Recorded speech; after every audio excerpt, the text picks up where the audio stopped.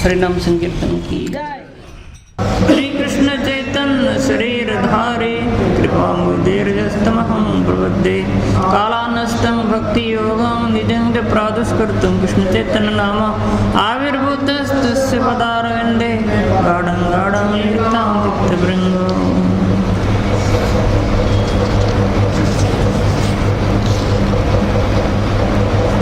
ओम अज्ञानतिमिरान्धस्य ज्ञानाञ्जनशलाकयाचक्षुरुन्मीलितं येन तस्मै श्रीगुरवे नमः। नमो महावदन्नाय कृष्णप्रेमप्रदायते कृष्णाय कृष्णचैतन्यनाम्ने गौरतिसे नमः। नमो वेदान्तविद्याय कृष्णाय परमात्मने सर्वचैतन्यरूपाय चैतन्याय नमो नमः। हे कृष्ण करुणा सिन्धु दीनबन्धो जगत्पते गोपेश गोपिकान्त राधाकान्त नमोस्तुते। काञ्चन गौरांगी राधे वृंदावनेश्वरी वृषभानुसुते देवी प्रणमामि हरिप्रिये। वृंदाय तुलसी देवी प्रियाय केशवस्य च कृष्ण भक्ति प्रदे देवी सत्यवते नमो नमः। नारायणं नमस्कृत्य नरं चैव नरोत्तमं देवीं सरस्वतीं व्यासं ततो जयमुदीरये। श्री कृष्ण चैतन्य प्रभु नित्यानंद श्री अद्वैत गदाधर श्रीवासदि गौर भक्त वृंदा। हरे कृष्णा कृष्ण कृष्ण हरे हरे हरे राम राम राम हरे हरे। हरे कृष्णा कृष्ण कृष्ण हरे हरे हरे राम राम राम हरे हरे। भगवान श्री कृष्ण जब मथुरा गए थे, मथुरा नागरिकों का वाणी भागवतम में बहुत सुंदर रूप से है। यहाँ पर पद्यावली में रूप गोस्वामी ऐसा लिखते हैं, छाया पिलोचन पुतं न जगाम दुस्यास्यं मथुर नगर मध्य बलं करोति किं चाकलय मथुरा नगरे मुकुंद बंधोपि बंदूक प्रदत्त करपयाति। जब भगवान श्री कृष्ण मथुरा नगर में गए थे, कंस के रणांगण में, वहाँ पर धनुर्युद्ध के लिए, तो पद्यावली में ऐसा वर्णन है। श्री वाणीविलास कवि कहते हैं, जिसके शरीर की छाया भी कभी किसी के नेत्रों के सामने नहीं गई, वह कुलवधु आज मथुरा नगर के मध्य भाग को अपनी शोभा से अलंकृत कर रही है।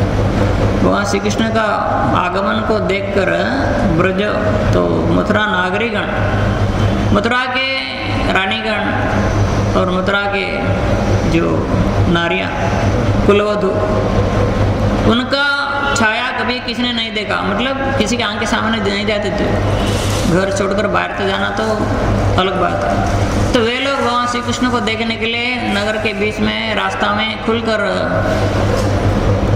चल रहे हैं। तो इसलिए कहते हैं जिसके शरीर की छाया भी कभी किसी के नेत्रों के सामने नहीं गई, वह कुलवधु आज मथुरा नगर के मध्य भाग को अपनी शोभा से अलंकृत कर रही है। मतलब भगवान को देखने के लिए सब कुछ परित्याग करके जाना। भगवान कहते हैं सर्वधर्मान परित्यज, नहीं नहीं हमारा छाया कैसे नहीं देखना, हम किसी के सामने नहीं आएंगे, ये तो जगत के लिए अच्छा है। लेकिन आज दुनिया के लिए सब कुछ करते, भगवान के लिए कुछ नहीं करते। दुनिया के लिए काया, भगवान के लिए छाया हो गया।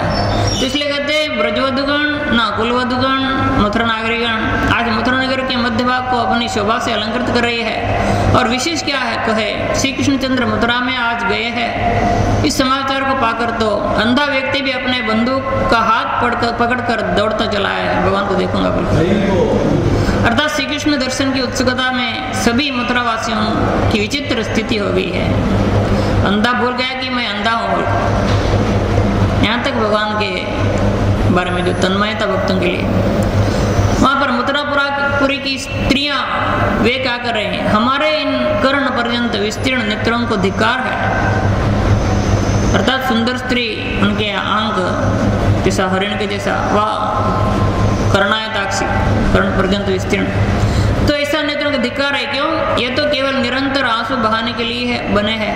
कारण श्री कृष्ण को देखने योग्य जो ईश्वरावस्था है, उसको तो ब्रजगोपियों ने ही भली प्रकार देख लिया।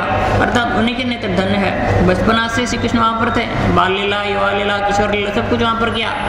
अभी यवन लीला के लिए आए यहाँ पर, तो उनके वो लीला हमने नहीं देखा, इसलिए अपना आंखों को धिक्कार दे रहे।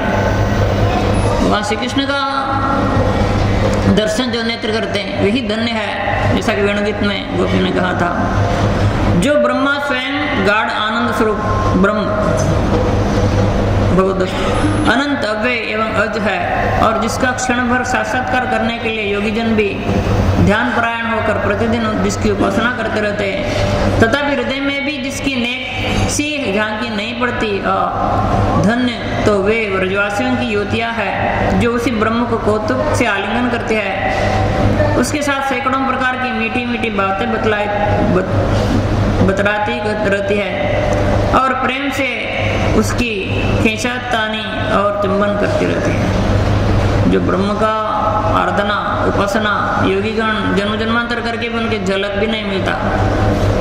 तो इसलिए रसका ने कहा था, मानुष हो तो वही रस खानी, बसों ब्रज गोकुल वालों की कारण। और गोपियों के महिमा ने वर्णन किया था, आही अहिर चोहरिया चचिया वृक्षा जब नाचन चाहे। तो ऐसा ब्रह्म का संगानंद लेने वाले ब्रज युवतिया गोपीगण, उनके आराधना उनके अनुगत्य करने से ही भगवान श्री कृष्ण जो ब्रजेंद्र नंदन का प्राप्ति हो सकती है।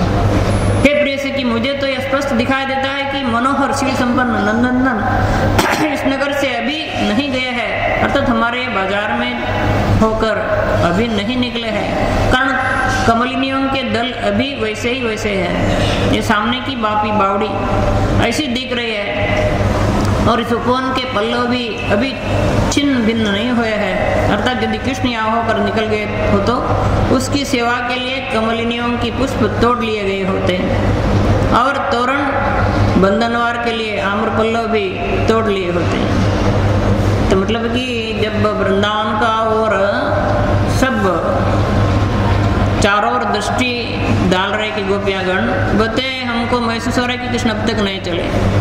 क्योंकि कृष्ण अगर रहते तो उनके लिए फूल निकाला जाता और पल्लव निकाला जाता, पेड़ से पल्लव फूल निकलता। अभी तो पेड़ से किसी ने फूल नहीं निकाला, पल्लव नहीं निकाला और फल नहीं निकाला। मतलब भगवान श्री कृष्ण आई है, उनकी सेवा के लिए सब तैयार होकर आए। तो ब्रजगोपीगण इस प्रेम वैचित्य में, भगवान के विरह भावना में भगवान गे तो मानने के लिए तैयार ही नहीं है। और ऐसा विलाप उनका कैसा है। श्री कृष्णचंद्र के मथुरा चले जाने के बाद प्रोषित भर्तृका के समान विलाप करते हुए श्री राधा सखियों से बोली, हे सखियों, देखो मेरी कठोरता, मैं कल अवश्य मथुरा जाऊंगा। ऐसे कहकर जाने के लिए उद्यत प्राण प्यारे के वचन मैंने निर्भय होकर विश्वासपूर्वक सुने और दूर जाते हुए भी बारंबार लौटकर मेरी ओर देखते हुए जा रहे थे। भगवान श्री कृष्ण भी व्रत छोड़कर जाने के लिए आनंदित होकर नहीं गए थे, वो दुखी होकर ही गए थे।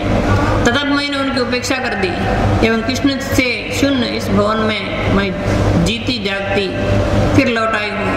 इतने भर भी मेरे प्राण यो शरीर में विराजमान है, अर्थात इनको तो अपने प्रिय के पीछे पीछे ही प्रस्थान कर देना उचित था, परंतु जिन्हें के लोभी ये हतभाग्य विरह कष्ट सहने के लिए शरीर में ममता जमाए हुए टस से मस नहीं होते हैं।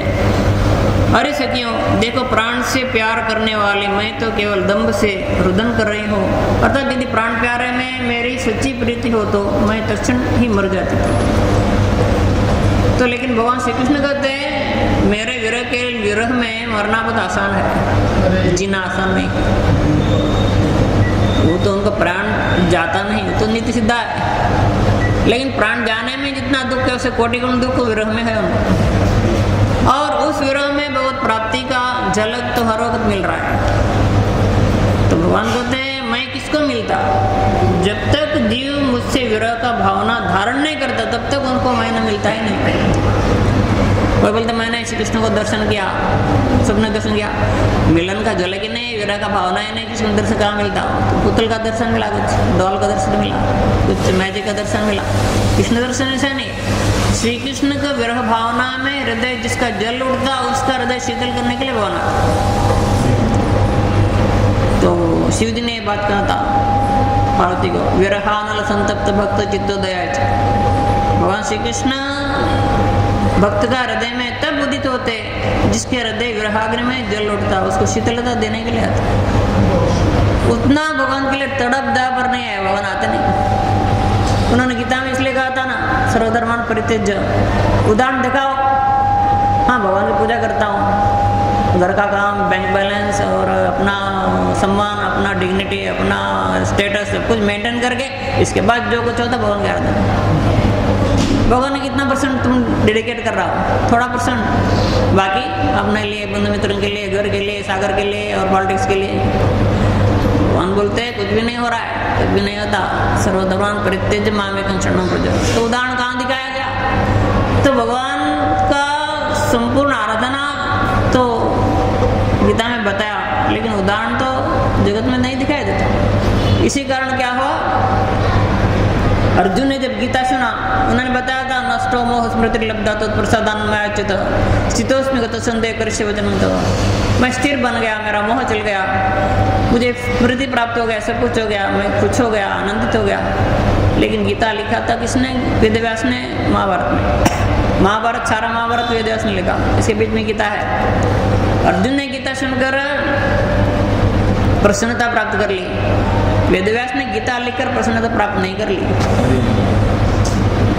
सारा महाभारत, मध्य महाभारतम गीता, महाभारत देश के बीच में गीता, महाभारत युद्ध के बीच में गीता, महाभारत ग्रंथ के बीच में गीता। महाभारत इसलिए प्रधान विशेष है गीता के लिए। ऐसा गीता सुनकर अर्जुन को प्रसन्नता मिली। वेदव्यास ने सारा महाभारत गीता के साथ लिखा, उनको प्रसन्नता नहीं मिली। क्या? तब उन्होंने विचार करने लगे मुझे प्रसन्नता क्यों नहीं हो रहा है। मैंने 4 वेद भाग कर दिया, 17 पुराण लिख दिया और महाभारत लिखा, स्त्रियों शूद्रों के लिए गीता लिखी, सब कुछ लिखी, मुझे प्रसन्नता नहीं हो रहा है। तब नारद जी आए, नारद जी से उन्होंने बात पूछा है मुझे प्रसन्नता क्यों नहीं हो रहा है। तब वेदव्यास ने कहा, नारद जी ने कहा, आपने सब कुछ लिखा लेकिन कृष्ण प्रेम भक्ति का झलक नहीं दिखाया। महाभारत पढ़कर भी आप धर्मार्थ का मोक्ष प्राप्त कर लेंगे, लेकिन कृष्ण प्रेम धन वो महाभारत से नहीं मिलता। गीता में इसका झलक है। कहाँ पर है? सर्वधर्मान परित्यज्य मामेकं शरणं व्रज। सब कुछ छोड़कर कौन भगवान का आराधना कर सकते? जिसके हृदय में कृष्ण प्रेम है। नहीं तो भगवान का पूजा करते क्यों? मेरा जमीन सेटल होना, मेरा बिल्डिंग ठीक होना, मेरा बिजनेस अच्छा चलना, नहीं तो पूजा क्या करूँ तेरा? भगवान को पूजा क्यों करते हैं? अपना प्रॉफिट के लिए करते हैं। और भगवान को घर में रखते हैं, कैसा रखते हैं? बोले बहुत प्रकार के लोग ऐसा रखते हैं, घर में एक रहना ना, नहीं तो कैसा चलेगा? हमारा काम करने के लिए धोबी होना, एक इलेक्ट्रिशियन होना और सप्लायर एक भगवान भी होना, पूजने से देने वाला होना ना, नहीं तो कैसे चलता? ये भगवान का रंग थोड़ी है। भगवान ने क्या कहा था? सर्वधर्मान परित्यज्य मामेकं शरणं। मैं हूँ धर्म हूँ, धर्म का आधार मैं हूँ, धर्म का गुप्ता मैं हूँ, सृष्टा मैं हूँ, मेरे लिए सब कुछ। ये किस कौन कर सकते हैं? केवल ब्रज गोपियों ने किया था। इसलिए तो उदाहरण दिया उन्होंने निर्देश दिया, सर्वधर्मान परित्यज्य मामेकं शरणं व्रज। सब कुछ धर्म छोड़कर मेरा आराधना करो। कौन सा धर्म? देह धर्म, गेह धर्म, कुल धर्म, शरीर धर्म, मनोधर्म और सब कुछ धर्म। एक धर्म है प्रेम धर्म, उसको पकड़कर और सब छोड़कर। ये लेकिन उदाहरण तो उन्होंने दिए नहीं सके, जैसा ध्रुव और प्रहलाद, अम्बरीश भगवान की आराधना में परम भक्त है, लेकिन केवल प्रेम के लिए नहीं किया उन्होंने। भगवान नृसिंहदेव मिल गए प्रहलाद जी को, और प्रहलाद